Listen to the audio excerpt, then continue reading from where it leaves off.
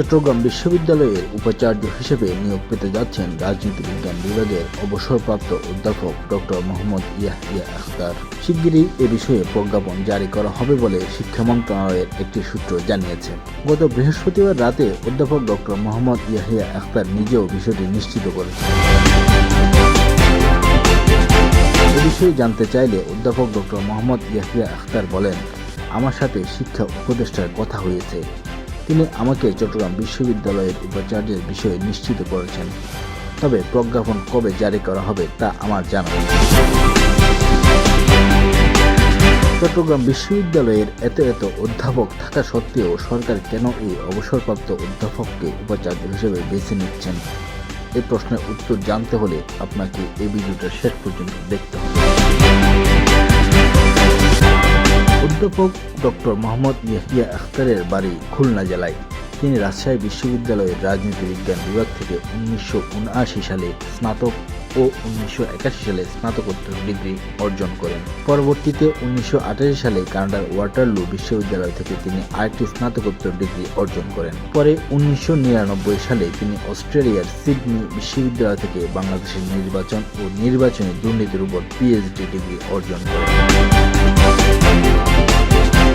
আপাদমস্তক গবেষক অধ্যাপক ডক্টর মোহাম্মদ ইয়াহিয়া আখতার 1982 সালে চট্টগ্রাম বিশ্ববিদ্যালয়ে প্রভাষক হিসেবে যোগদান করেন। পরবর্তীতে 1986 সালে সহকারী অধ্যাপক, 1992 সালে সহযোগী অধ্যাপক ও 1999 সালে তিনি অধ্যাপক হিসেবে পদোন্নতি লাভ করেন। শিক্ষার্থীদের কাছে তুমুল জনপ্রিয় এই অধ্যাপক 2023 সালে চাকরি থেকে অবসরে যান।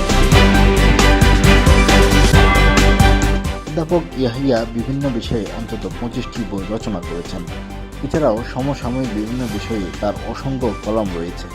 তিনি প্রায়ই বিভিন্ন গণমাধ্যম ও টকশোতে অংশ নিয়ে থাকেন। তার উল্লেখযোগ্য কয়েকটি বইয়ের নাম হল শিক্ষকতা পেশা ব্যতিক্রমী নেশা, প্রসঙ্গ নির্বাচন কমিশন, বাংলাদেশি নির্বাচন সংকট ও গতি প্রকৃতি, ইলেকটোরাল করাপশন ইন বাংলাদেশ, বাংলাদেশের নির্বাচনী দুর্নীতি, দশম সংসদ নির্বাচনের পূর্বাপর, নির্বাচন কমিশনের আমলনামা, সন্ত্রাস দুর্নীতি আগ্রাসন, সরকারি বিশ্ববিদ্যালয়ে দুর্নীতি স্বরূপ ও প্রতিকার, দুর্নীতি নির্বাচন ও রাজনীতি স্বরূপ বিশ্লেষণ ও সংকট উত্তরণ, রাজনৈতিক সংস্কৃতি ও সমাজীকরণ, প্রসঙ্গ বাংলাদেশ, শিক্ষা সংস্কৃতি ভাবনা স্বরূপ ও প্রবণতা, অভিনব নির্বাচন, অসহিষ্ণু সরকার, বিডিআর বিদ্রোহ, প্রাথমিক বিশ্লেষণ, মহাজোট সরকারের বিকালবেলা, মহাজোট সরকারের 2 বছর, অভিনব সরকার, ব্যতিক্রমী নির্বাচন, তাবলিগ জামায়াত, ইমানি